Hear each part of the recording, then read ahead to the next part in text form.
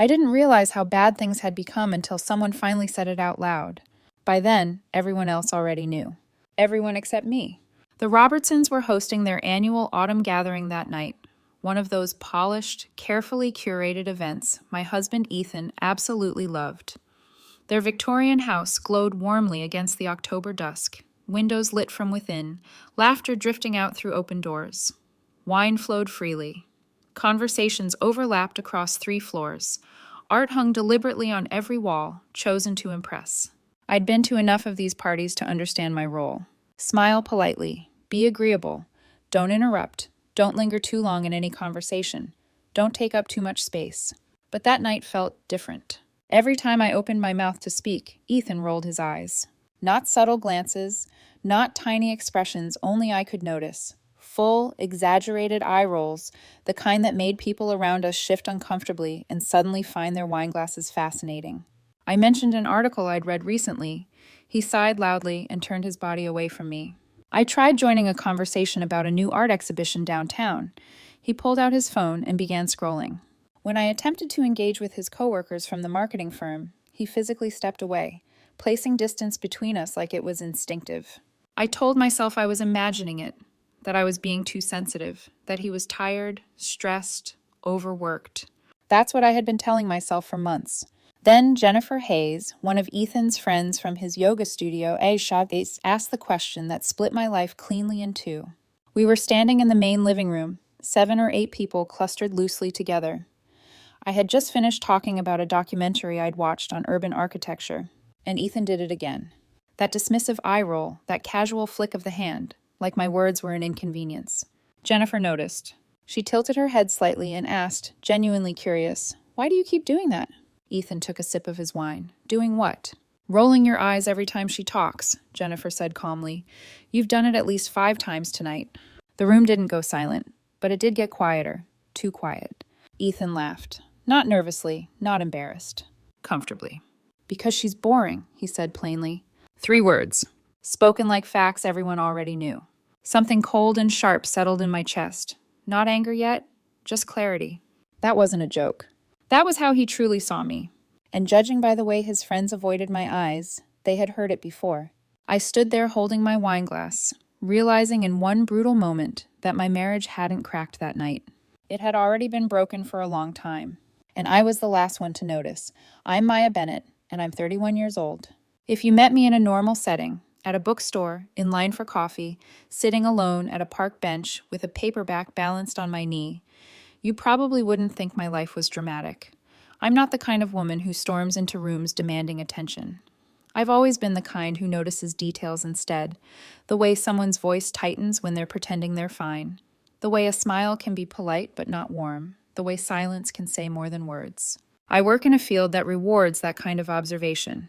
I'm a project coordinator for a mid-sized nonprofit that partners with the city on community development, public spaces, neighborhood grants, local revitalization initiatives.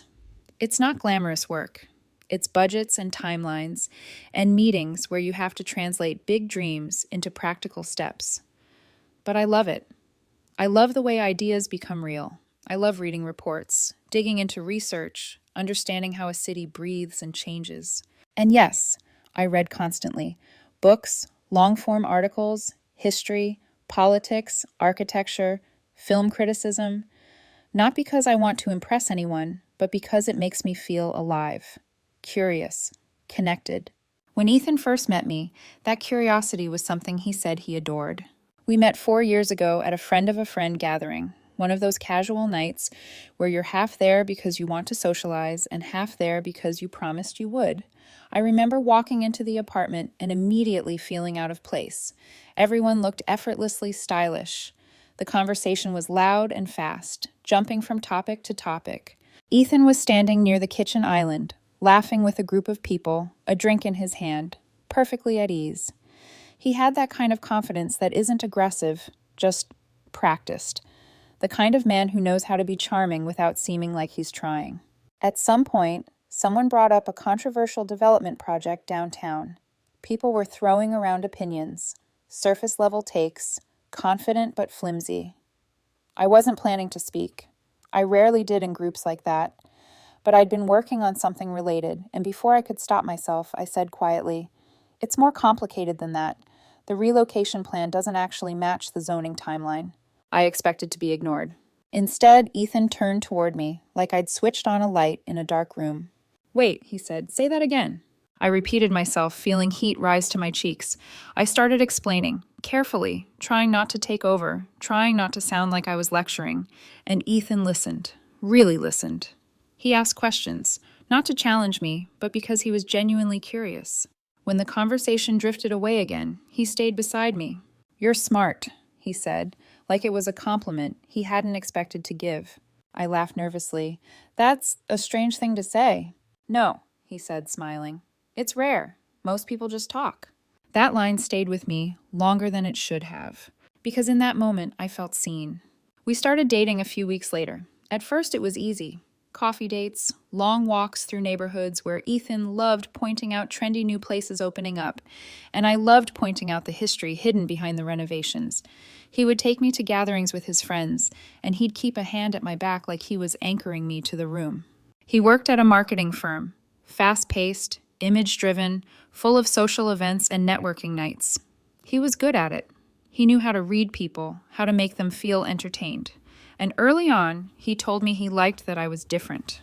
"You don't care about any of the shallow stuff," he said once, brushing my hair behind my ear. "It's refreshing."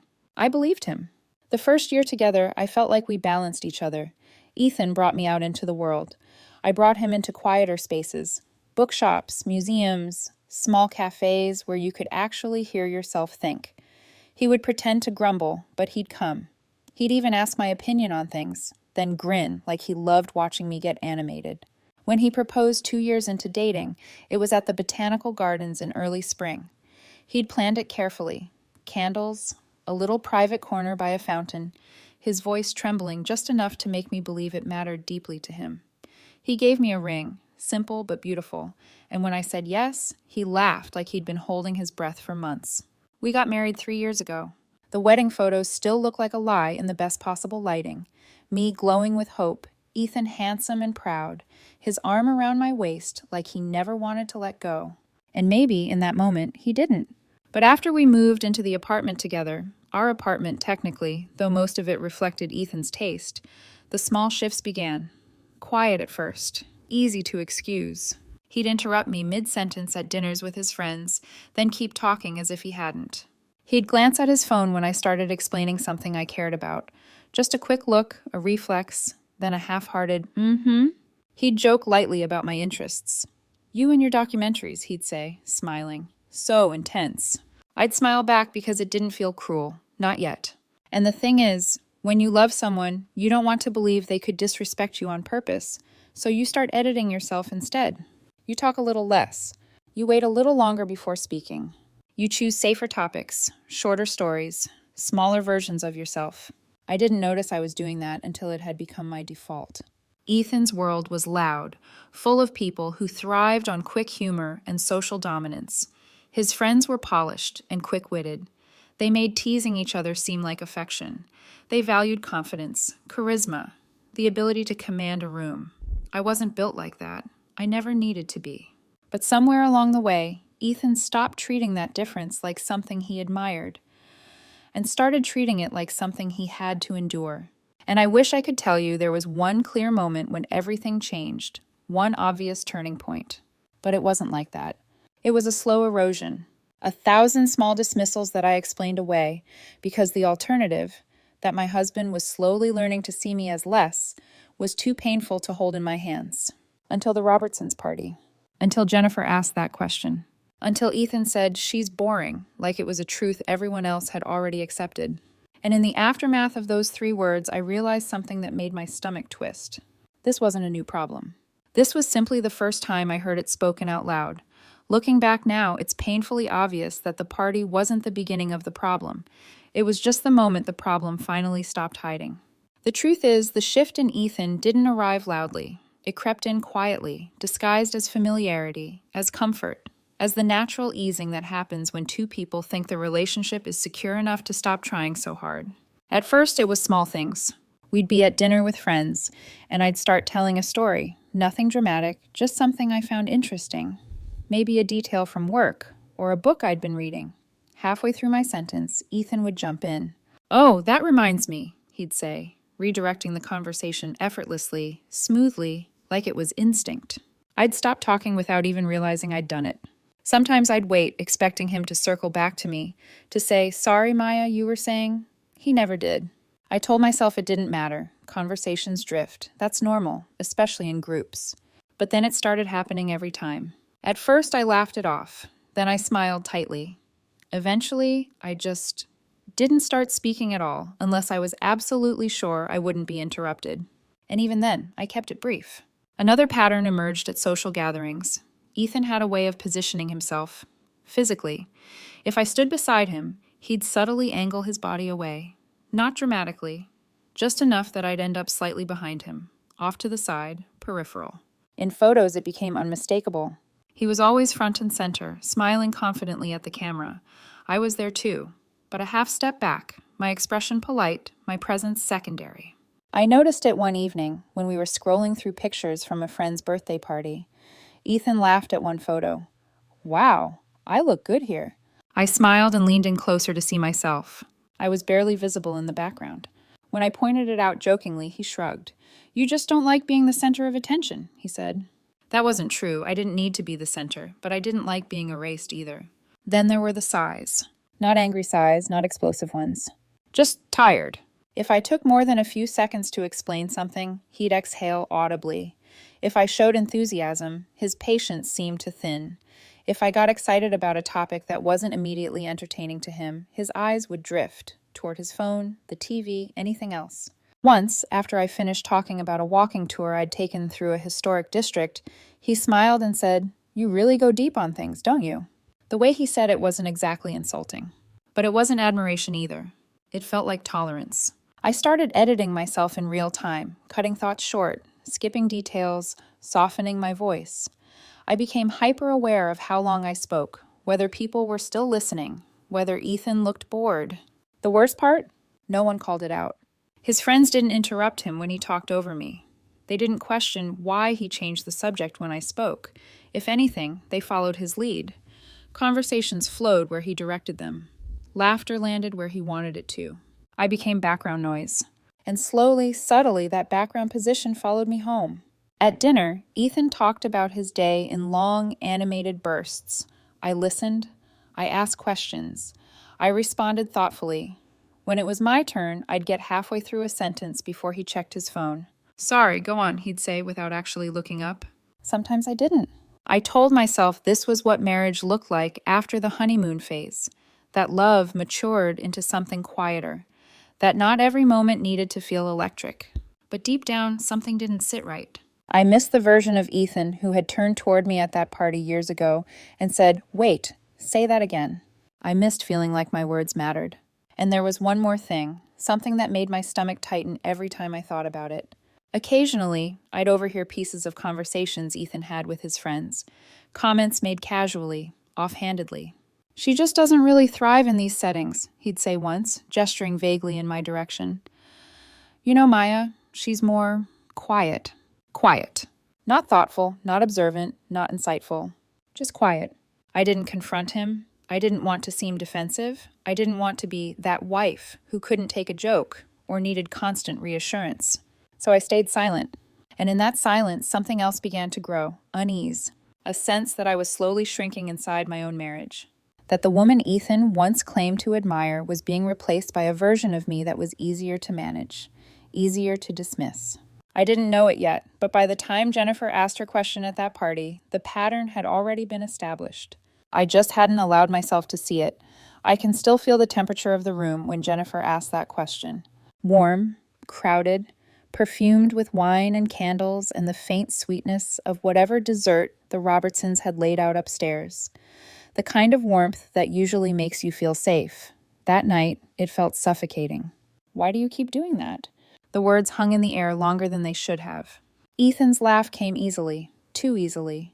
He lifted his glass, took a slow sip, and said, "Because she's boring," like he was answering something obvious, like the answer required no thought, no hesitation, no consideration of consequences. For a second, I honestly thought I'd misheard him. My brain did that strange thing it does in moments of shock, replaying the sentence, checking it for errors, searching for a version that hurt less. Because she's boring. I felt it before I fully understood it. A sharp, hollow sensation just beneath my ribs, like something fragile had cracked cleanly in half. My fingers tightened around the stem of my wineglass. The rim pressed into my palm, grounding me in the moment so I wouldn't float away entirely. I looked at Ethan. He wasn't looking at me.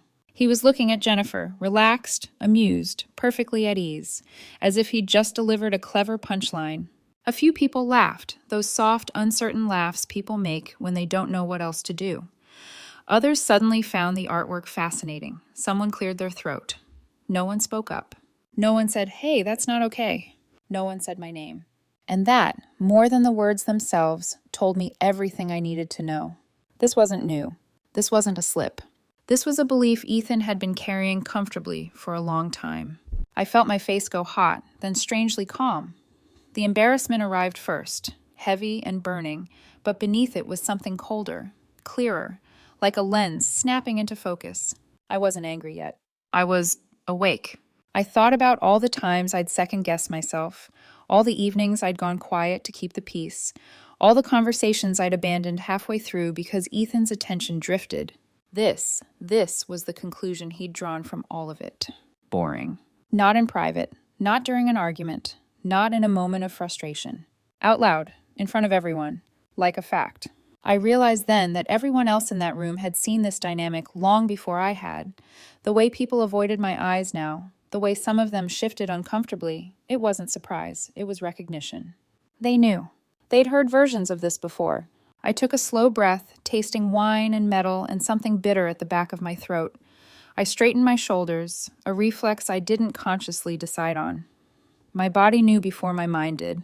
I set my glass down on the nearest table. Ethan finally looked at me, eyebrows lifting slightly, like he'd just remembered I was there. "I think," I said calmly, surprised by how steady my voice sounded, "I'll go bore someone else somewhere else." The words landed harder than I expected. A few people gasped quietly. Someone said, "Maya," but I didn't turn toward the voice. I wasn't storming out. I wasn't dramatic. I simply walked. Past the carefully arranged furniture, past clusters of people who suddenly couldn't meet my eyes. Past Ethan, who looked momentarily stunned, as if the idea of me leaving hadn't occurred to him as a real possibility. The front door felt heavier than usual when I opened it. The night air hit my face immediately. Cool, clean, sharp. It felt real in a way the party suddenly didn't. I stood on the porch for a moment, breathing. Then I walked to my car. I sat behind the wheel without starting the engine, both hands gripping it tightly. My heart was pounding, not fast, but heavy. My phone buzzed in my coat pocket. Once, twice. I ignored it. I wasn't ready to hear his voice. I wasn't ready to go home to a place that suddenly felt like a stage set I'd been quietly dismissed from. I drove across town without fully deciding where I was going. The streets blurred past. Familiar routes, traffic lights, storefronts I'd seen 100 times. Eventually, I pulled into the parking lot of a small neighborhood bar I'd been to exactly once before. The kind of place where no one knows you, where no one cares who you're married to or what just happened to you. Inside, the bartender gave me a brief nod. I ordered a beer. He set it down without questions and walked away. The bar was half full. A football game played quietly on the TV. 2 people argued about a call. A couple shared fries in the corner. Life, ordinary, unbothered life, continued. My phone buzzed again. I finally pulled it out. 5 messages from Ethan. "Where did you go? This is embarrassing. Everyone's asking where you went. Can you just come back, Maya? Seriously, this isn't funny." I stared at the screen. Not, "Are you okay?" Not, "I'm sorry." Not, "We need to talk." Just concern about appearances. About the optics. I typed back once. "Tell them I went somewhere interesting. Away from you." Then I turned my phone to silent and took a long drink of my beer. And for the first time that night, I felt something settle inside me. Not relief, but certainty. I stayed at that bar for nearly 2 hours. Not drinking quickly, not numbing myself. Just sitting there, nursing one beer, letting the noise of other people's lives wash over me. The bartender left me alone, which I appreciated more than he probably knew. No small talk, no questions, just space. The more time passed, the clearer everything became. I replayed the past year of my marriage like a film I'd seen too many times but never actually watched closely. Dinner parties where Ethan talked over me. Gatherings where he redirected conversations the moment I started speaking. The way he sighed, not angrily, just impatiently, whenever I took too long to finish a thought. When had that started? I remembered one night vividly. We were at a coworker's birthday dinner. I'd been explaining a project I was excited about, something I'd spent months on. Halfway through, Ethan leaned over and said, "Hey, can you make this quick?" Like he was whispering a favor. I'd laughed it off then. I hadn't laughed tonight. Around 11, I knew I couldn't go home. Not yet. Home didn't feel safe, not physically, but emotionally. I wasn't ready to walk back into a space where Ethan would minimize what had happened, where he'd tell me I was being dramatic, where I'd feel pressure to smooth things over for his comfort. I booked a hotel room downtown. Nothing fancy, just clean, quiet, anonymous. I sent him one text. "Staying somewhere else tonight. We'll talk tomorrow." He called immediately. I let it go to voicemail. Then again, and again. I turned my phone off. The hotel room smelled faintly of detergent and something citrusy. The bed was neatly made, untouched. I lay down on top of the comforter, fully clothed, staring at the ceiling. Sleep didn't come. My mind wouldn't stop circling the same realization. This hadn't been a misunderstanding. There was no version of events where Ethan hadn't meant what he said. At 2 a.m, it finally hit me, the part that hurt the most. I wasn't hurt because he'd called me boring. I was hurt because he'd been comfortable doing it. Because respect doesn't disappear suddenly. It erodes quietly, while you're busy making excuses. I fell asleep sometime around 4. When I woke at 7, sunlight streamed through the curtains, too bright, too ordinary for how fractured I felt inside. I ordered coffee and toast and sat by the window, watching the city wake up. Couples walking dogs, people heading to brunch, normal lives continuing. Mine wasn't falling apart. It was clarifying. I drove to a park mid-morning and walked until my legs ached, leaves crunching underfoot. With every step, a decision formed. Not dramatic, not angry, just firm. By 10, I was standing outside our apartment building. Ethan's car was in the driveway. I went inside quietly and packed essentials, clothes, my laptop, documents. I could hear the shower upstairs, the sound of his routine unchanged, like last night hadn't cracked anything open. I left a note on the kitchen counter. "Staying elsewhere for a few days. We need to talk, but not yet." I was backing out of the driveway when my phone rang. I answered. "Are you seriously doing this?" Ethan snapped. "I am. You're being incredibly sensitive." "Everyone was uncomfortable," I said evenly. "That's not the same as laughing." I was tipsy. "You were honest." Silence. "I didn't mean it like that," he said finally. "You meant it exactly like that," I replied. "You've been saying it for months. I just heard it this time." "Just come home," he insisted. "We'll talk." "I'll come get my things when you're at work," I said. "We'll talk when I'm ready." "Maya!" I hung up. And for the first time since the party, my hands weren't shaking anymore. The week that followed felt longer than the entire year before it. I returned to the apartment exactly 3 times, and only when I knew Ethan would be at work. I timed it carefully, like someone entering a space that no longer belonged to her. Each visit was efficient, almost clinical. I packed. I left. No lingering. No nostalgia. The first time, I took clothes, books, my laptop, anything I'd need immediately. The second time, I took more personal things. Framed photos from before our marriage, notebooks filled with half-finished thoughts, the coffee maker I'd bought with my own money, and somehow ended up using every morning while Ethan complained about the noise. The third time hurt the most. I took the painting my brother had given me years ago. It had spent most of our marriage leaning against a wall in the spare room, never quite fitting the aesthetic, according to Ethan. I remembered how excited my brother had been when he gave it to me, how he'd said, "This feels like you." I wrapped it carefully, feeling a strange mix of sadness and relief. Through all of it, Ethan texted constantly. "Are we really not going to talk about this? This is so childish. Fine. Do whatever you want. Can we please just talk like adults?" I responded once. Saturday. Riverside Coffee, 10 a.m. In the meantime, the pressure began to build, from the outside. Friends I hadn't spoken to in weeks suddenly reached out, their messages cautious and vague. I heard things are tense. "Are you guys okay?" "Ethan's having a hard time." His family didn't contact me directly, but I heard through him. His sister had asked why I was overreacting. His mother apparently said, "Men say stupid things sometimes. You don't leave a marriage over one comment." One comment. I wanted to scream every time I heard that phrase. It was never one comment. It was 2 years of being minimized.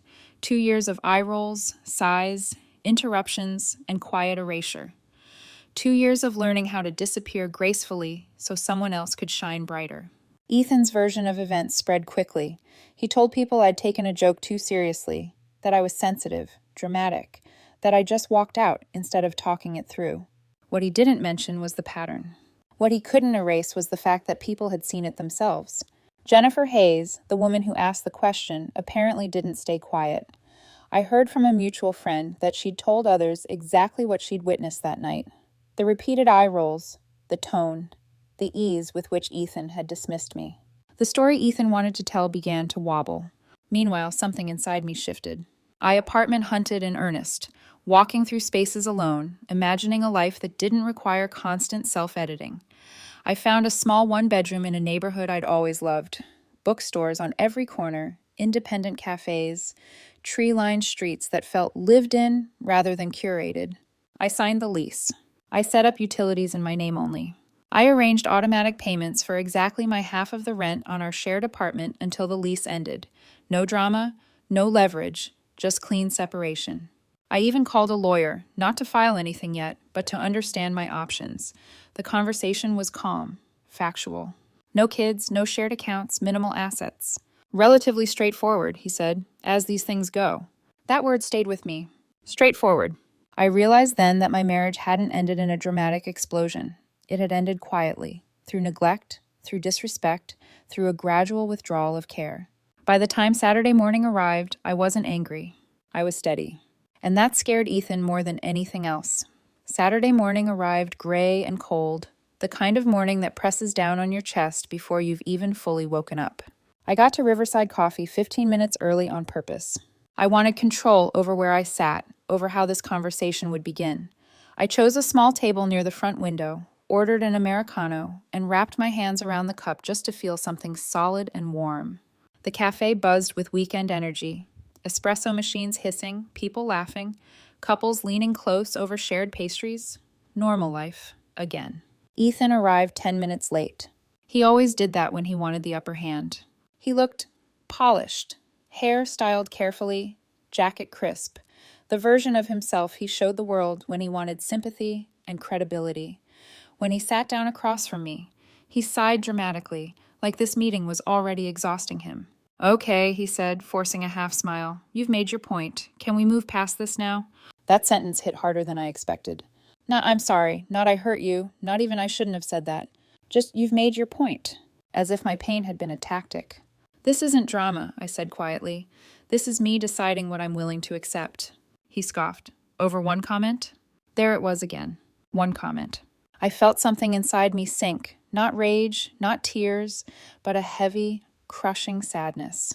The realization that he genuinely didn't understand, or worse, he understood and simply didn't care enough to change. "You didn't just say it once," I said. "You've been saying it for months, to your friends, maybe to yourself. Last night was just the first time I heard it." Ethan looked away, his jaw tightened. That silence was louder than any confession. I leaned back in my chair, suddenly exhausted, not from the conversation, but from the years leading up to it. "Do you know what the worst part is?" I asked softly. "I started believing you." He frowned. "What does that even mean?" "It means I stopped talking.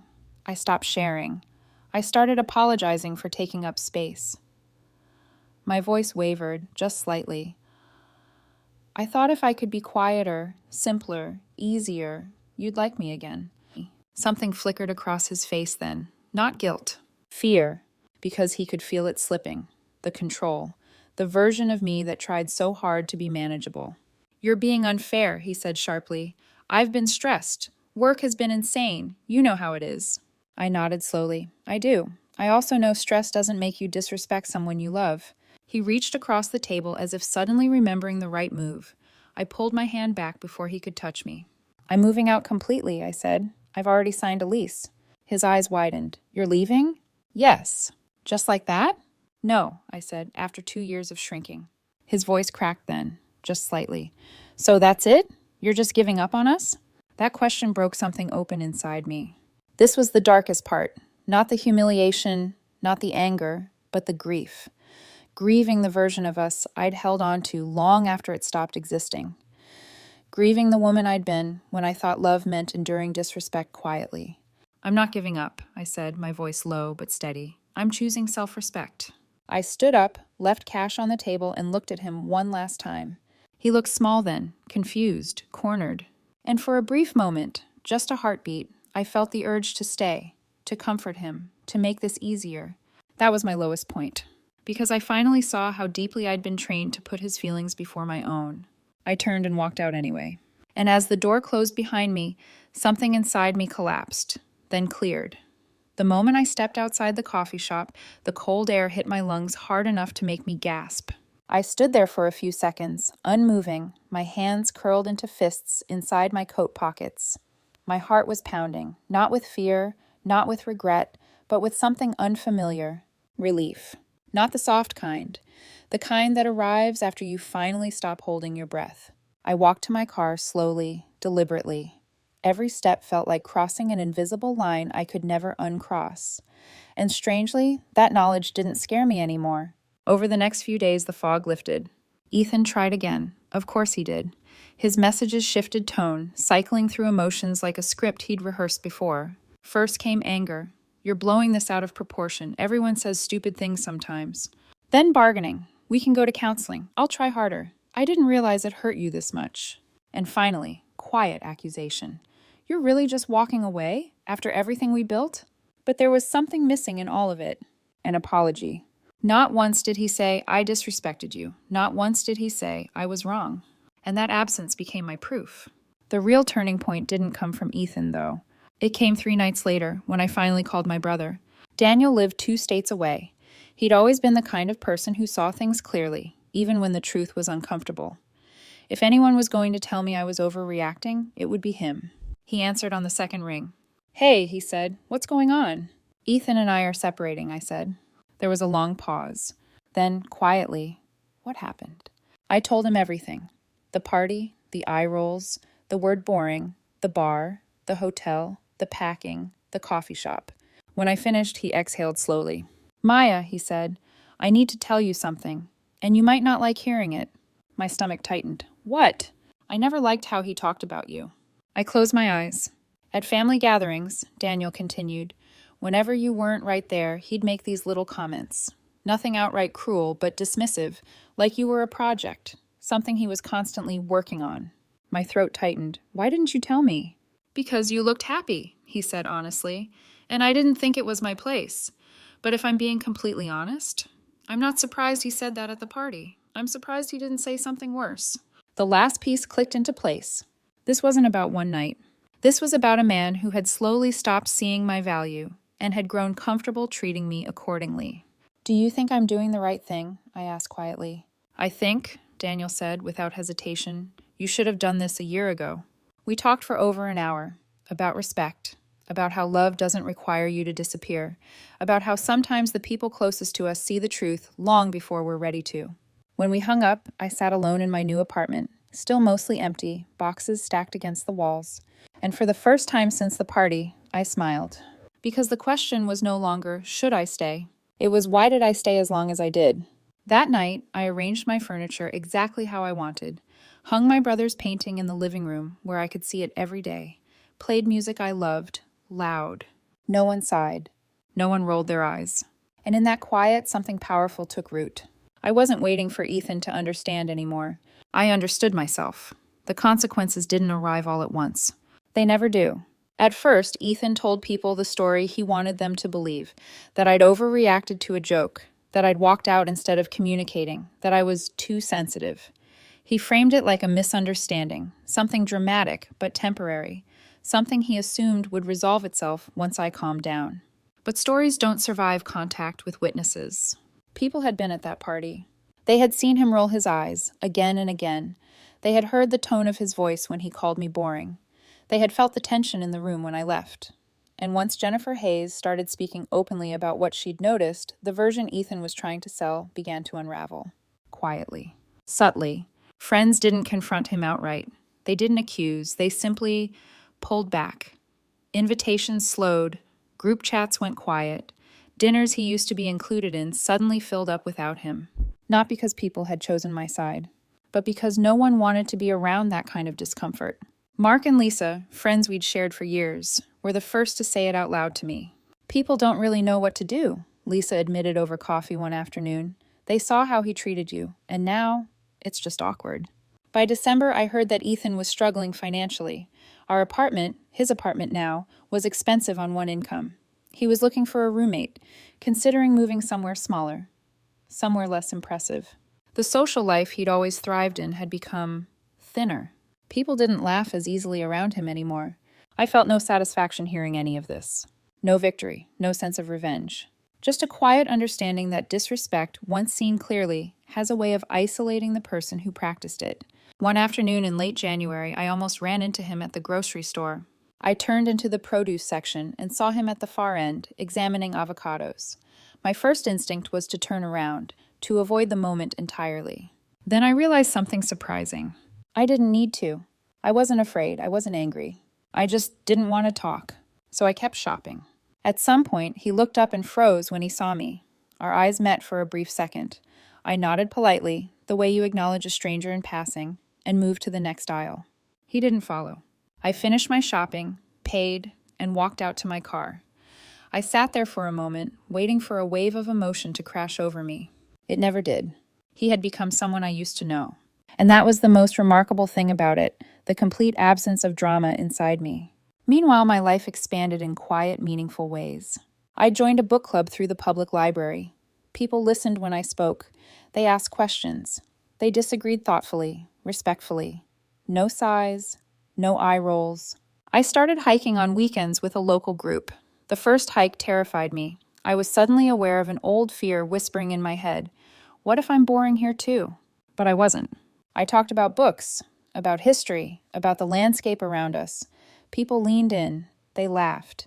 They asked when I'd be coming again. I reconnected with old friends I'd slowly drifted away from during my marriage. People who remembered me as I was before I learned how to make myself smaller. One night, a friend called me, nervous about a presentation at work. "You're afraid of taking up space," I told him gently. "I know what that feels like." The silence on the other end said everything. "I forgot how good you are at this," he said. That meant more to me than he probably realized. Ethan tried reaching out again, sporadically. Messages filled with frustration, then self-pity, then quiet resentment. I didn't respond. I wasn't punishing him. I was done negotiating my worth. And without me there to absorb his dismissiveness, the truth about him had nowhere else to go but back onto himself.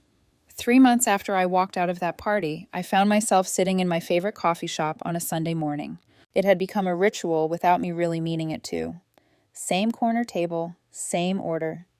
The baristas knew my name. The kind of place where no one rushed you and no one looked annoyed if you lingered over a book for too long. The newspaper lay folded beside my coffee. A novel rested on the chair next to me. Before that Sunday, though, there had been a Thursday night that quietly rewrote the way I saw myself. The book club met in a small community room at the library. 12 people, spanning decades in age, all gathered because they genuinely wanted to talk. That night's discussion centered on a novel about urban development and gentrification. I'd read it twice. I had notes, thoughts I used to keep to myself. The old version of me would have waited, would have worried about talking too much. I didn't. I spoke early about the way architecture functioned as metaphor, how buildings mirrored the emotional displacement of the characters. I talked for several minutes, confident, engaged, unafraid. When I finished, no one looked away. A woman across from me leaned forward. "That's brilliant," she said. "I hadn't noticed that at all." Others jumped in, agreeing, questioning, building on the idea. The conversation deepened. 20 minutes passed in a thread that started with my observation. No one sighed. No one checked their phone. No one rolled their eyes. When the meeting ended, 3 people thanked me specifically. One asked if I wanted to grab coffee before the next session. That night, I walked to my car, feeling taller than I had in years. Back in the coffee shop that Sunday morning, a woman at the next table asked about the book I was reading. We talked for 20 minutes, about preservation, about neighborhoods we loved, about places that felt like home. As I walked back to my apartment afterward, I thought about that night at the Robertsons, about standing in a crowded room while my husband told everyone I was boring, about how I'd spent years trying to become smaller so someone else could feel bigger. I finally understood something fundamental. I wasn't boring. I was boring to him because he'd stopped respecting me. And respect, once gone, can't be negotiated back through silence or self-erasure. Some people think closure requires an apology, a moment where the other person finally understands what they did wrong. I learned something different. Sometimes closure is simply knowing your worth and refusing to accept less. Ethan never truly understood that. He probably still tells the story his way, how I couldn't take a joke, how I walked away. I hope he's happy. I really do. But I don't think about him much anymore. I wake up without dread. I live in a space that feels like mine. I talk without apologizing. I take up exactly the amount of space I deserve. And the silence around me isn't lonely. It's peaceful. Because it turns out I wasn't boring at all. I was just with the wrong person. And walking away from someone who couldn't see my value was the most interesting decision I've ever made.